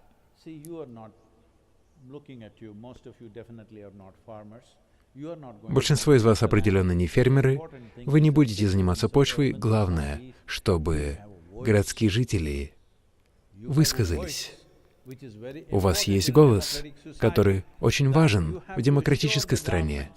Вы должны убедиться, сказать правительству, что если они начнут предпринимать долгосрочные шаги, вы с ними. Сейчас повсюду на планете ни одна страна, ни разу такого не было, чтобы 60% населения высказывалось за долгосрочное благополучие страны, за будущее своих детей. Люди просят уменьшить налоги, уменьшить цены на бензин, что-то такое. Вы просите что-то мелкое, и вы получаете что-то мелкое. Пришло время, чтобы как поколение мы попросили, вы должны понимать, для политиков и для правительства, мы даем им 4-5 лет. Сколько в Грузии? Насколько избирают? Мы даем 5 лет. 4 года. На 4 года я хочу задать вам простой вопрос. Если бы вы были президентом этой страны, и у вас было только 4 года, вы бы начали что-то, что принесет результаты через 15 лет? Будьте честны. Нет. Вы постараетесь сделать что-то, начать что-то, что принесет результат через 4 года. Вот и все, что происходит по всему миру. Вот и все, что происходит по всему миру. Это уловка 22 демократии. Мы даем им только 4 года, так что они пытаются планировать и делать что-то только за эти 4 года, потому что они хотят делать что-то во время своего срока. И еще одна проблема политиков, возможно, это справедливо не для каждой страны, но это справедливо для большинства стран. Сейчас вы на вершине, а завтра, если проиграете выборы, вы исчезаете. Так что, если бы у вас была такая карьера, что бы вы делали? Вы бы пытались делать что-то в течение 4 лет, чтобы получить еще 4 года. Вот и все, что сейчас происходит. Так что, если только до сих пор то, что я видел много где в Индии и в разных других странах, там, где лидер предпринимал долгосрочные шаги, он проигрывал. Определенно, вы должны дать такую поддержку, что вы заинтересованы в будущем этой нации. Вы заинтересованы в будущем своих детей. Это очень важно. Это очень-очень важно.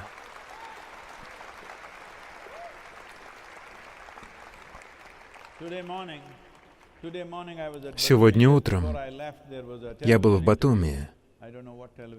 Перед тем, как я выехал, было интервью на телевидении, и меня спросил один молодой человек: «Садхгуру, в Грузии люди беспокоятся о повседневных проблемах, о работе, о заработке, о доме, о комфорте.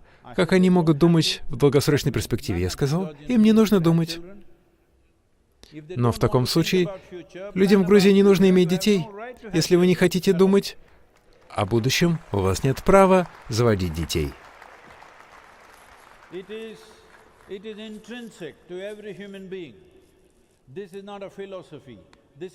Это не философия, это не идеология. Это не моральное учение. Это присуще каждому человеку. Каждый человек хочет, чтобы его дети жили лучше, чем он. Это то, как вы чувствуете. Это не какая-то мораль. Но если вы говорите «нет-нет», я беспокоюсь о... Сегодня я не заинтересован в завтрашнем дне. По крайней мере, не заводите детей. Если у вас есть ребенок, и вы не беспокоитесь о завтрашнем дне, это безответственно. Так что пришло время, когда впервые в истории мира мы должны беспокоиться о состоянии почвы. Это происходило с отдельными обществами. Майя исчезли из-за чрезмерного земледелия, цивилизация Месопотамии, даже город Рим в некоторой степени.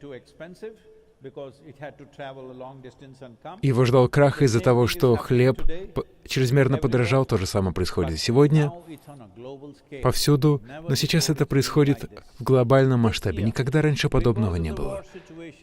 В этом году из-за войны и нехватки еды, в этом году, по крайней мере, десяток стран, может быть, не в Европе, но в других местах, переживает голод.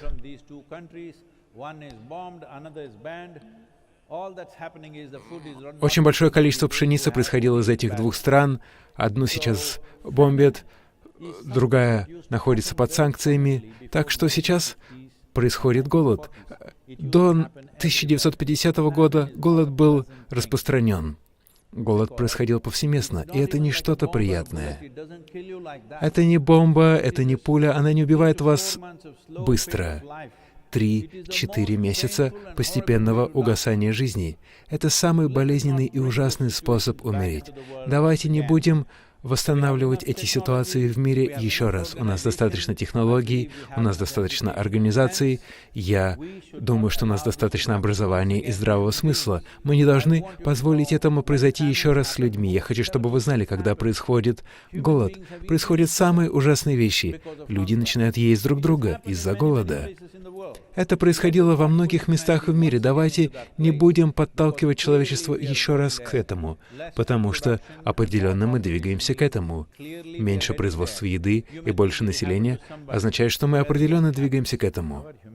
Где бы это ни происходило, наша человечность должна отвечать.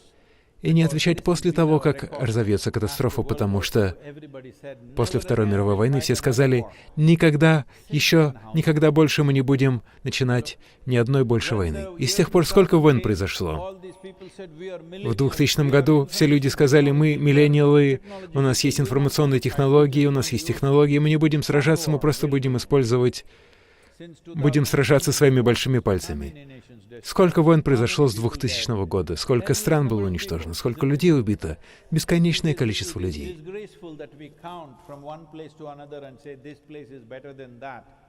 Почему мы говорим, что одно место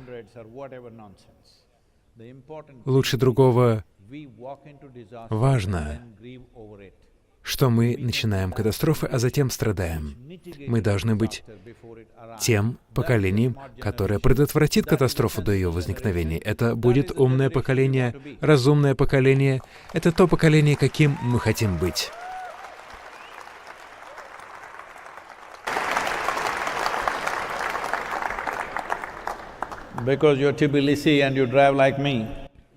Поскольку вы в Тбилиси, и вы водите, как я, нет, как индийцы.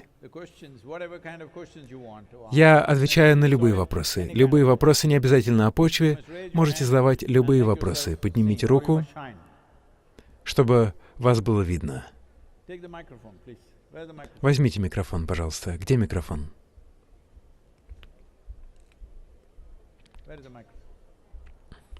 Где микрофон?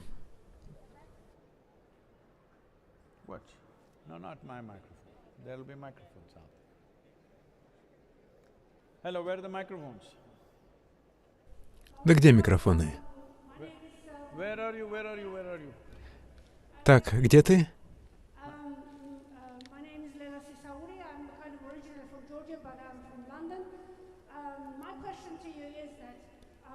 Я приехала сейчас из Лондона. У меня такой вопрос. Во-первых, большое спасибо за то, что вы делаете. Мы действительно должны заняться этим. Большое спасибо за то, что вы поднимаете эту тему. Пожалуйста, вопрос. Задавайте вопрос. Основной вопрос.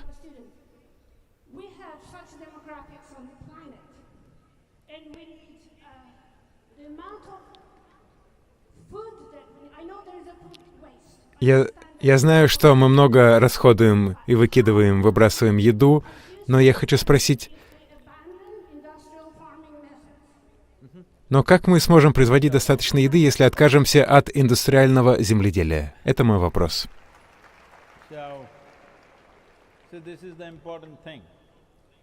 Это важно.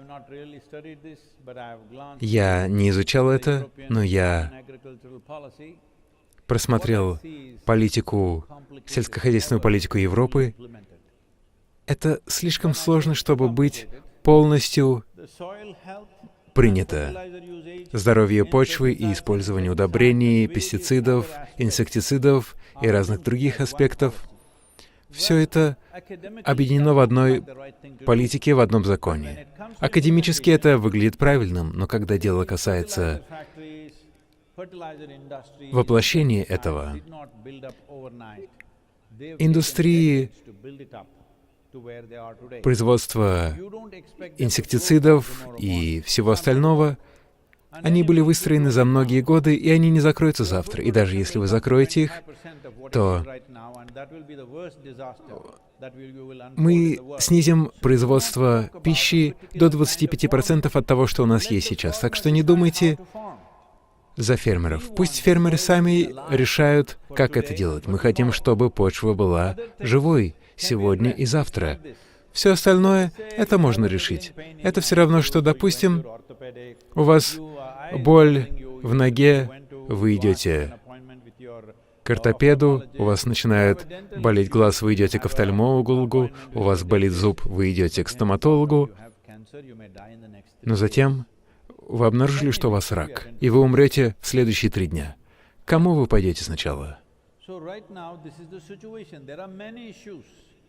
Сейчас такая ситуация. Есть множество проблем. Я не говорю, что все эти проблемы не являются важными, все они, конечно, важные. Но здоровье почвы — это базис нашей жизни. Без здоровой почвы не будет жизни. Без здоровой почвы не будет здоровья человека. И без производства еды не будет мира на планете. Без производства пищи не будет никакой цивилизации, если начнутся недостатки продовольствия. Цивилизация растворяется за 3 дня. Даже ваша человечность очень быстро растворится. Так что мы говорим не о том, чтобы что-то снижать, и мы не говорим о том, чтобы управлять определенным и рекламировать определенный вид фермерства. Пусть фермеры занимаются тем, чем хотят, но почва должна быть живой.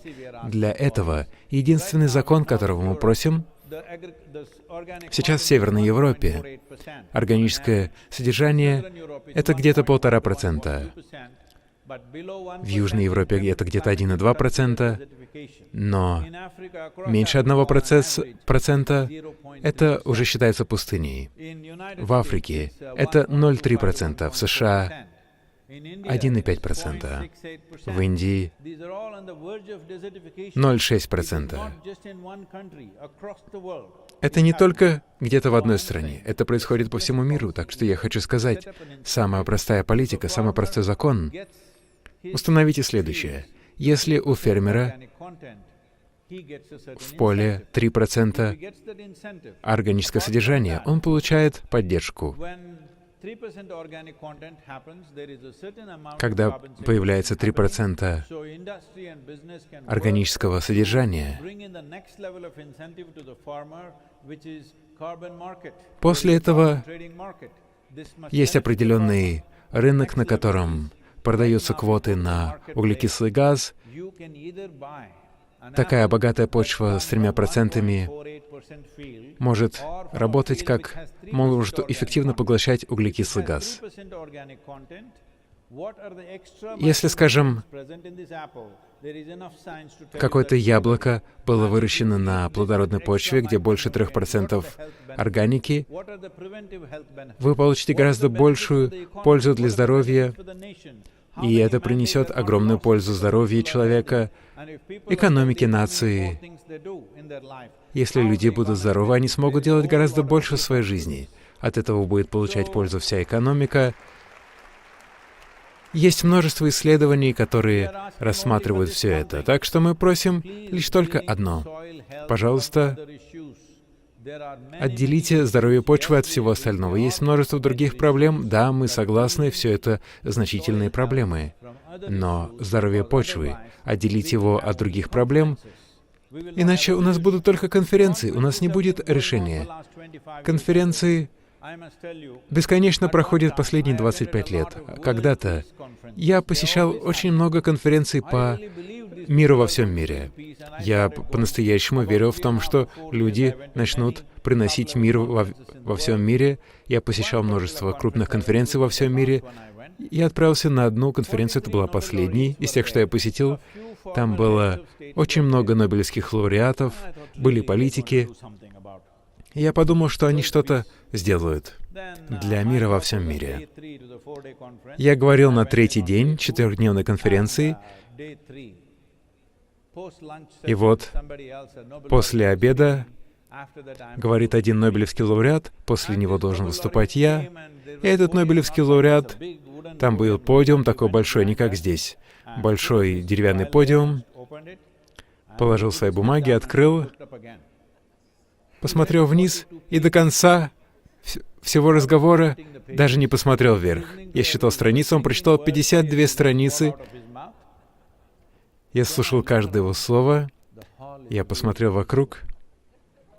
Весь зал был очень умиротворенным. Все без разбора заснули. За исключением меня, дурака, который слушал то, что он там читает. За исключением охраны, все заснули. Затем, когда я вышел, пришла моя очередь. Я начал петь мантру, они все проснулись. Затем я сказал им: видите ли, все мы здесь для того, чтобы достичь умиротворения мира во всем мире. Но сколько из вас может искренне положить руку на сердце и сказать: мой ум спокоен. Если вы... Они были достаточно честны, как и вы, они сказали: нет, наш ум не испытывает умиротворения. Я сказал: если вы даже не можете вот этот ум сделать умиротворенным, как вообще вы хотите сделать мир спокойным?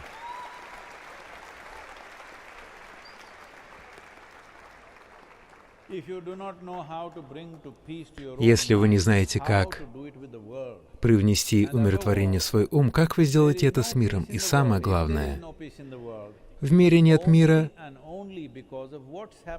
и это только потому, что происходит в уме человека. Если бы умы людей были умиротворенными, или если бы людей не существовало, тогда был бы мир во всем мире. Тогда я спросил, в чем же секрет того, что все засыпают. Они сказали: нет, Садхгуру, вчера просто был такой ужин.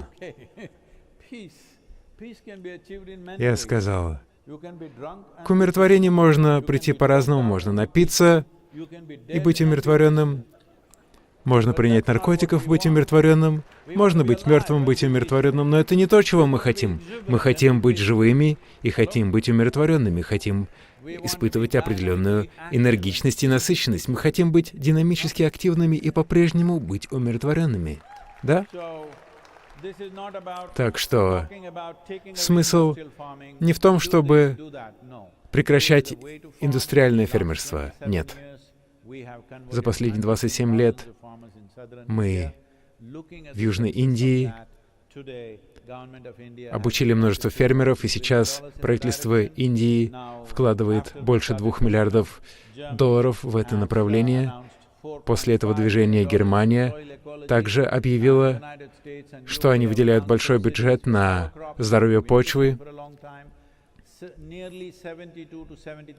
Почти 72-73 страны подписали меморандумы, заявляя, что они сделают изменения в законодательстве. Так что мы двигаемся к этому.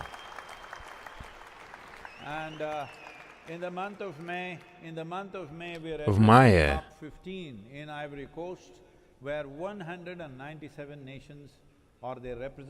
мы будем выступать перед представителями 172 стран. Мы будем выступать перед этой группой. Главная тема этой конференции — это почва.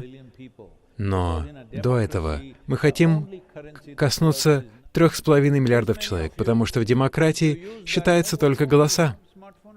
Какие у вас телефоны? Смартфоны? Или какие? Да, у всех смартфоны. Когда у вас такой умный компаньон, вы должны делать что-то очень умное. Вы можете отправить несколько глупых сообщений, я не против, но вы должны делать что-то, потому что то, что у вас есть в руках, это сила.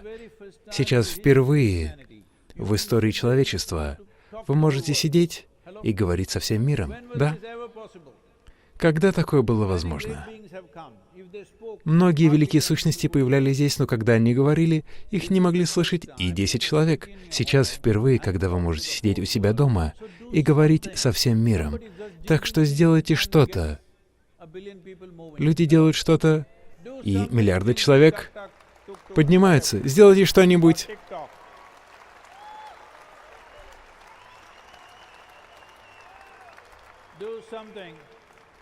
Сделайте что-нибудь умное, или выставите себя дураком, как я. Делайте, что хотите, но как поколение мы должны сделать так, чтобы это произошло.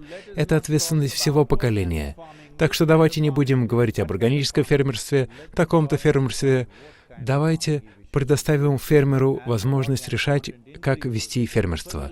Но по мере увеличения органического контента, количество используемых удобрений будет снижаться естественным образом. Если мы будем ограничивать это искусственно, тогда количество пищи будет снижаться, люди снова начнут использовать химические удобрения. Нужно просто увеличивать количество органики в почве, и тогда количество химикатов будет снижаться.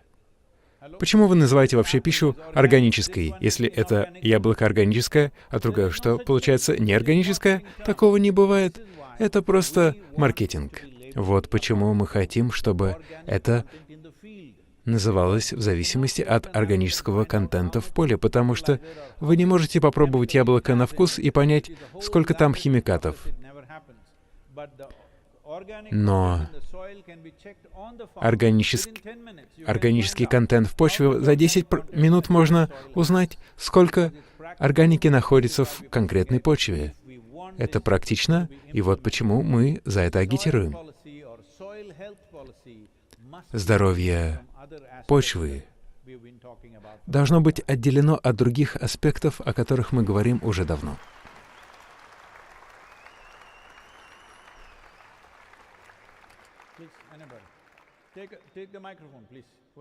Пожалуйста, возьмите микрофон. Вопросы не обязательно должны быть связаны с почвой. Хорошо, да. Где вы? Где? Где это? Хорошо. Я из Грузии, Садхгуру. Я слежу за вашим путешествием на Инстаграме, и я вижу, что в каждой стране, куда бы вы ни отправились, вас встречают дети с любовью, с радостными лицами. Они очень радостны с вами.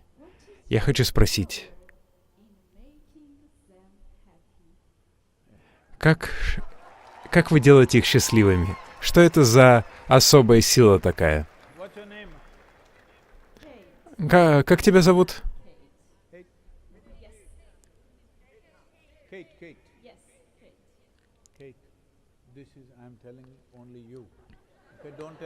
Я говорю только тебе, хорошо? Больше никому не рассказывай. Потому что, Кейт, это только для тебя. Я не вырос. Я остался таким же, как когда я родился.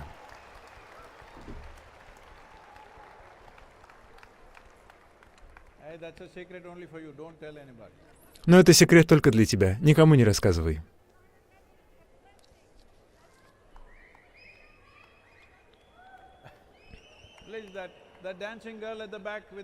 Пожалуйста, вот эта девочка, которая танцует там со светом. Пожалуйста, дайте ей микрофон. А, это мальчик.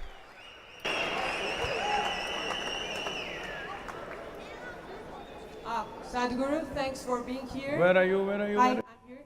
Thanks for being here and give us. Садхгуру, спасибо, что приехали. Я задам вопрос.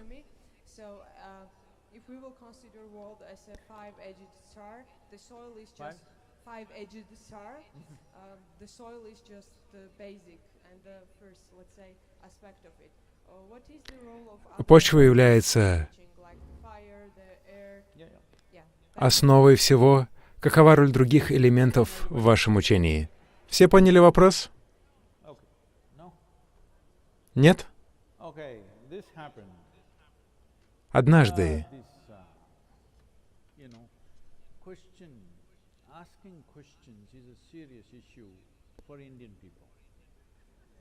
вопрос — это серьезная проблема для индийцев. У них очень много вопросов.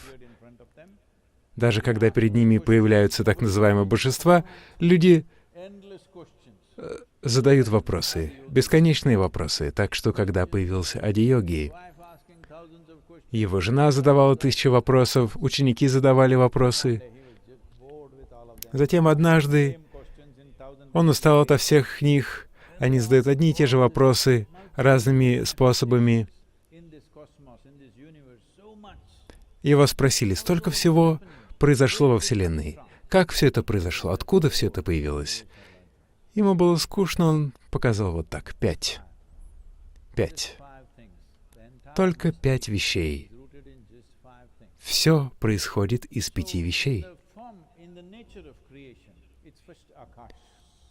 В природе мироздания сначала идет Акаш, затем Агни или огонь. Акаш означает пустое пространство, нет. Акаш означает Акаш, нет. Прямого перевода на английский. Есть нечто, что называется шунья или шива, то, чего нет, но Акаш — это другое. Это определенное пространство, которое является живым. Также есть Агни, огонь, все звезды горят, это огонь. Далее из этого появился воздух. И из воздуха появилась вода, и затем появилась земля. Земля последняя, но в нашем восприятии земля — это первое. Сначала нам нужно место, где стоять. Мы не можем стоять на небе. И наше существование возможно только из-за земли. Все остальное присутствует, но они объединяются определенным образом, чтобы сделать так, чтобы жизнь происходила здесь. Очень сложная жизнь. Сейчас мы здесь собрались для того, чтобы спасти почву. Я хочу сказать вам, примерно 1 миллиард лет назад один очень умный грибок придумал готовить еду, используя возобновляемую энергию Солнца. Сейчас мы называем этот феномен фотосинтезом. До того, как начался фотосинтез, уровень кислорода в атмосфере был где-то 1%. Сейчас 21%. Вот почему вы можете дышать. Вот почему даже с маской вы по-прежнему можете дышать, потому что есть 21% кислорода из-за фотосинтеза. Благодаря фотосинтезу появились разные организмы. Сейчас все мы здесь из-за этого. Но за последние 1000 лет фотосинтез сократился на 85%. 85%. Меньше фотосинтеза на планете за 1000 лет, потому что 75% почвы вспахано. Еще какое-то количество используется как дороги. Так что на планете происходит на 85% меньше фотосинтеза, чем 1000 лет назад. Но мы слишком обеспокоены углекислым газом, потому что модно говорить об этом, не зная, что мы сами сделаны из углерода. Это не яд.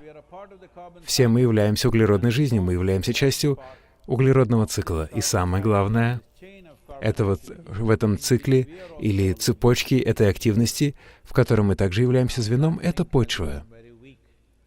Сейчас это звено стало очень слабым, и вот почему мы говорим об этом. Не то чтобы все остальное не было важно. Без всего этого функционирующего слаженно жизни бы не существовало. Без всех них роста в вашей жизни не будет. Если вы в какой-то степени не овладеете всеми ими,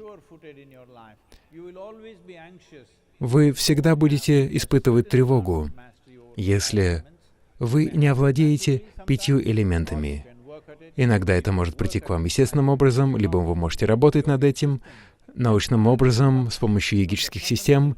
Йогическая система происходит из фундаментального процесса, который называется буддха-шудди, который связан с тем, чтобы получить мастерство над 5 элементами. Те, кто овладеют 5 элементами, овладеют и своей жизнью, своей физиологией, химией, энергией, психологическим процессом, всем этим. Так что в этом процессе Земля очень важна, несмотря на то, что она занимает только 12% вашего тела. 75% вашего тела — это вода, но вода, ею легко управлять, можно легко взять ее под контроль, но поскольку Земля настолько плотная, вам нужно работать над ней определенным образом. Воздух всего лишь 6%. Есть много простых процессов, с помощью которых вы можете контролировать воздух. Огонь всего в 4%. Вы же все женаты или замужем. Вам нужен какой-то огонь либо для страсти, либо чтобы кого-то немножко обжечь. И так это работает.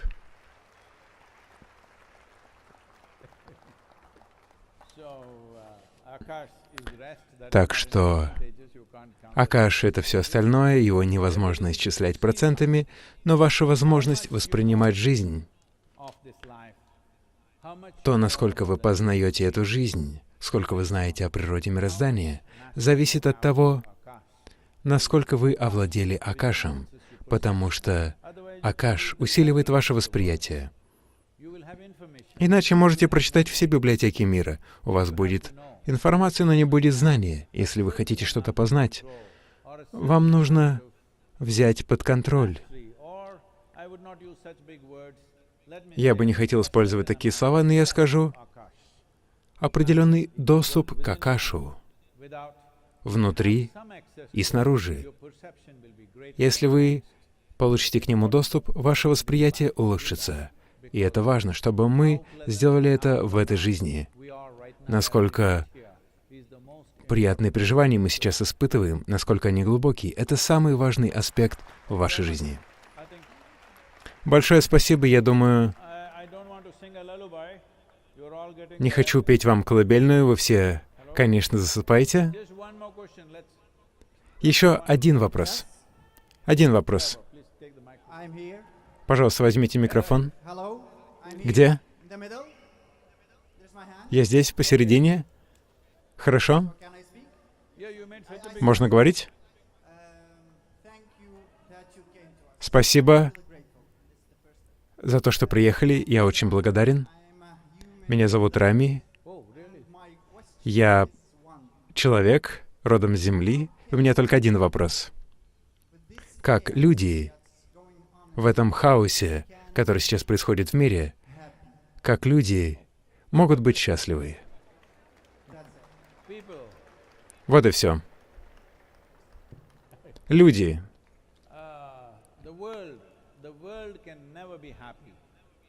Мир никогда не может быть счастлив, потому что счастье происходит внутри вас. Ты можешь быть счастлив, но если ты выбираешь не быть, это, конечно, прискорбно. Однажды Можно рассказать историю? Если я скажу «однажды», многие люди подумают, что я им сказку на ночь рассказываю. Однажды жил мужчина в Константинополе, здесь неподалеку. Он жил там, множество историй из Индии, там проходил шелковый путь, золотые манго, там растут на деревьях, золотые олени бегают в лесу, на овощных рынках продают золотые самородки и, конечно, рассказы о мистицизме. Самые разные истории гуляли там.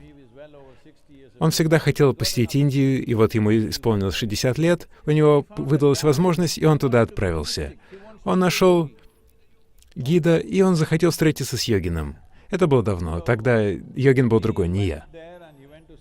Он отправился туда, отправился в Южную Индию, и ему сказали: взберись вот на эту гору, отправишься туда, там сидит йогин, он живет в небольшой пещере, это тот человек, который тебе нужен. И вот он забрался туда, там сидел йогин, сидел вот так, испытывая абсолютное блаженство. Вы понимаете, да, что я говорю? Нет, нет. Вы думаете, что даже счастье невозможно? Так что он сидел там, испытывая блаженство. Этот человек отправился туда, и ему сказали: если увидишь йогина, ты должен броситься на землю перед ним. Йогин открыл глаза, улыбнулся. Первый вопрос от человека был: можно задать вопрос? Йогин рассмеялся и сказал: да, конечно, задавай. Никаких проблем. Задавай. Потому что вопрос не может быть неправильным, только ответ может быть неправильным. Вот в чем безопасность вопроса. Можно задавать любые вопросы.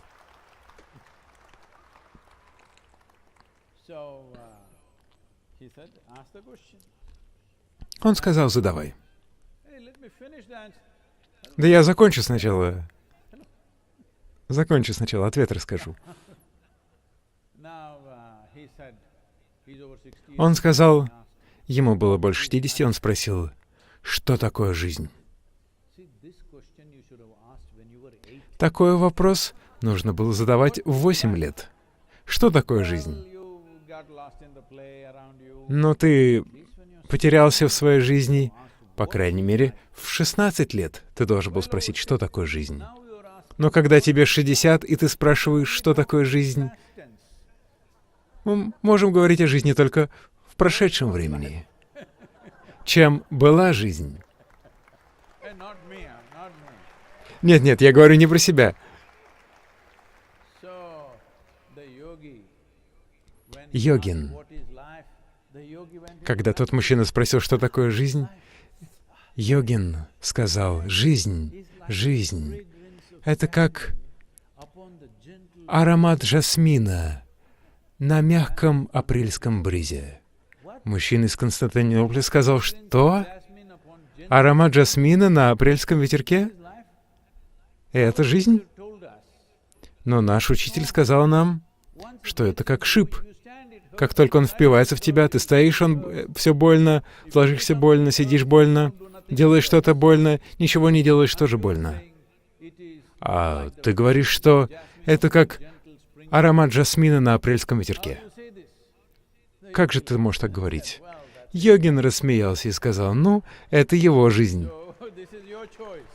Так что это твой выбор. Это твой выбор прямо сейчас. Это очень важно. Это очень важно, если ты хочешь возродить почву. Мы должны видеть это не как войну. Люди говорят: война против изменения климата. Если вы сделаете настолько... Если вы так сильно разозлитесь, будет происходить глобальное потепление. Вы разве не замечали? Если вы злитесь дома, температура поднимается. Так что это любовный роман.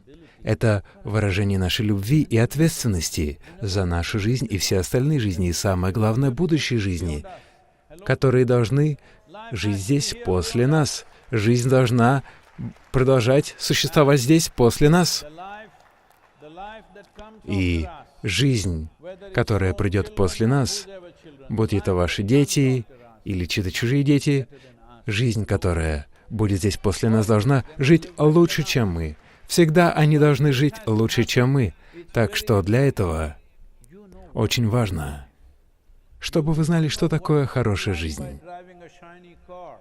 Вы не узнаете, что такое хорошая жизнь, построив себе огромный дом или надевая роскошную одежду. Вы узнаете, что такое хорошая жизнь, только когда ваше сердце полно радости и любви. Только тогда вы узнаете, что такое хорошая жизнь. Так что, не зная, что такое хорошая жизнь, как вы можете заботиться о будущей жизни? Даже не испытав того, что такое хорошая жизнь, как вы будете заботиться о будущей жизни? Вот в чем вся проблема. Люди говорят о мире во всем мире, даже не зная, как поддерживать свой ум умиротворенным. Это то же самое. Вот это, то, что вы несете как тело здесь, это частичка этой планеты. Да? Сейчас поддерживать это богатым. Богатым не значит богатым вот так.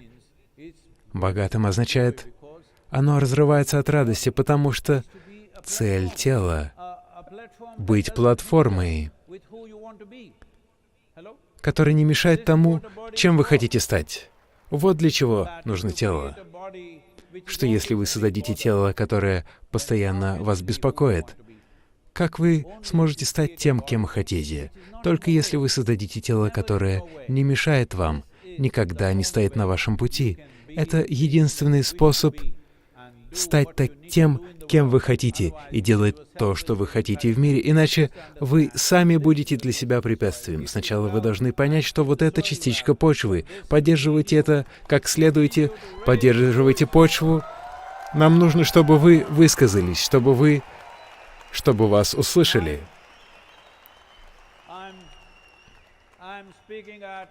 I'm speaking at COP15 on 9th and 10th of May. 8 и 10 мая, до моего выступления, мы хотим, чтобы 3-4 миллиарда человек говорили что-то о почве. Люди Тбилиси, сделаете ли вы это для меня?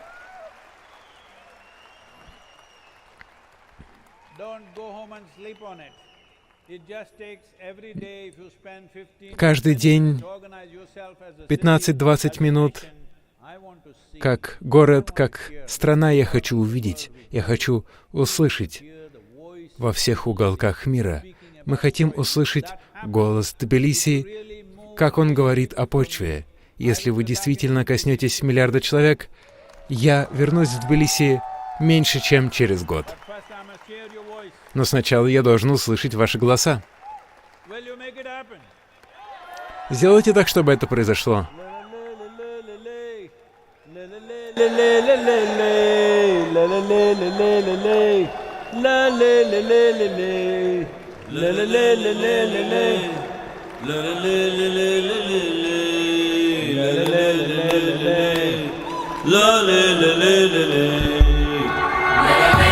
This very body is soil.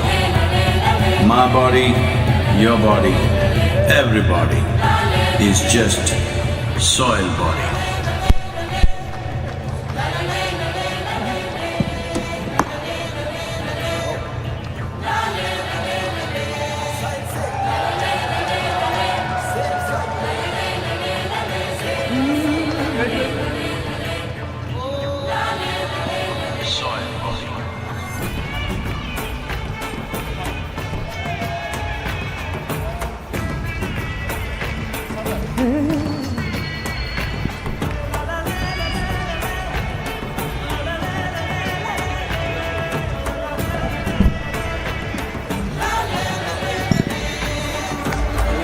The magic of soil is it turns death into life.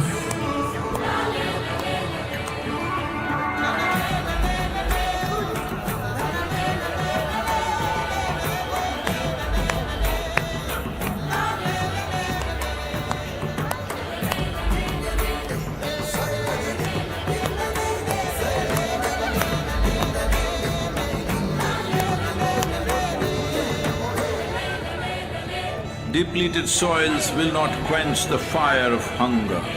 Unquenched hunger can burn the very world. This is a generational responsibility. Save soil. Let's make it happen. Edward!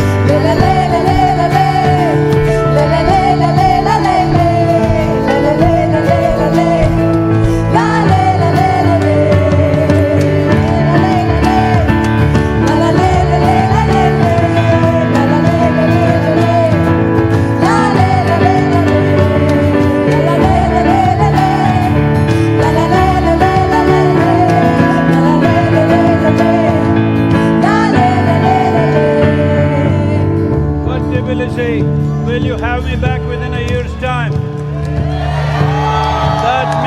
That means we must hear your voice across the world. Okay? Make it happen. Form groups of your own. There is Twitter, there is Facebook, there is Instagram, Telegram, TikTok, do whatever. Do something smart, do something stupid. Get this going. Okay? Let's make it happen.